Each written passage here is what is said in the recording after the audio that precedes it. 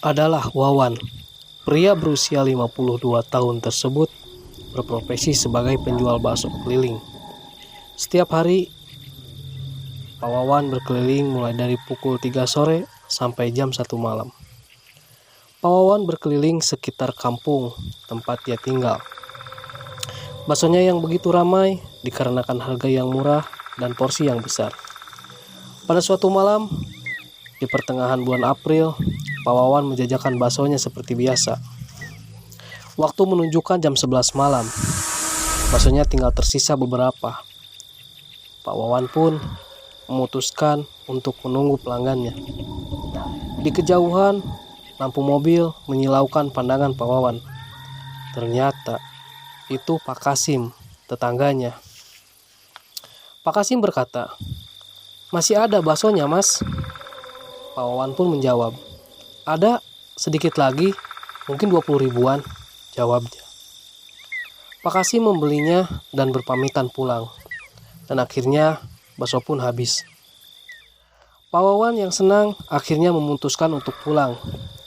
Dikarenakan ngantuk yang sangat berat dan ingin istirahat di pagi harinya, Pak Wawan memutuskan membersihkan rodanya waktu itu juga, termasuk membuang kuah baksonya yang masih panas. Pak Wawan membuang bakso di rimbunan pohon bambu di bawah jalan. Akan tetapi, Pak Wawan telah berbuat fatal. Kuah bakso panas mengenai anak jin penunggu pohon bambu, dan anak jin itu meninggal. Pagi harinya, Pak Wawan terbangun seperti biasa. Kopi dan rokok telah tersedia di meja yang disediakan oleh Latri, istri Pak Wawan. Pak Wawan pun berkata, "Bu, aku gak enak badan. Piye iki?" Bu Latri pun menjawab, "Ya udah, nanti minum obat, terus tidur." Pak Wawan yang menyangka hanya masuk angin, menuruti nasihat istrinya. Tak disangka, demam hebat menyerang di jam 2 siang. Istri Pak Wawan panik dan langsung membawa Pak Wawan ke mantri yang kurang lebih 2 km dari rumahnya. "Pak Mantri, jadi suami saya sakit apa?" kata Bu Lastri. Mantri menjawab, "Saya heran. Tensi darah normal, suhu tubuh normal, tapi menggigil sakit ya." Setelah diberi obat demam, Pak Wawan dan istrinya pun pulang. Istrinya bertanya keheranan, "Pak, sakitmu gak ditahui dokter loh." Pak Wawan berkata, "Oh iya, kenapa ya? Padahal kemarin aku sehat loh, Bu." Setelah sampai di rumah, Pak Wawan langsung tidur setelah minum obat. Waktu terus berjalan, sholat maghrib dan isya pun Pak Wawan di kamar. Pada jam 11 malam, Pak Wawan terbangun untuk ke kamar mandi. Tak disangka, Pak Wawan menjumpai sosok hitam dan langsung menyerangnya. Pak Wawan pun pingsan tak sadarkan diri.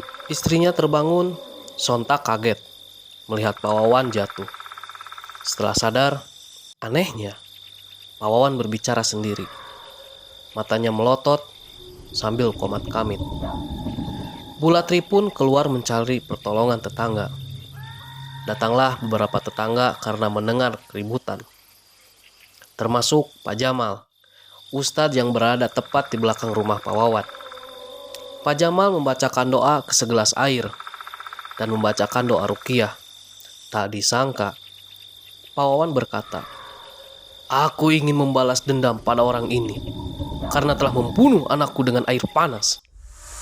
Ternyata itu adalah ayah dari anak jin yang marah karena Pak Wawan membuang air panas sembarangan sehingga mengenai anaknya. Setelah 1 jam berjuang mengeluarkan jin tersebut, akhirnya Pak Jamal berhasil. Memang air panas adalah salah satu elemen yang bisa membunuh jin. Maka dari itu dianjurkan untuk mendinginkan air panas sesaat sebelum dibuang, karena akan menyakiti hewan, membunuh bangsa jin yang mendiami pohon, saluran air, termasuk pada pipa paralon yang ada di rumah dan lubang yang ada di tanah.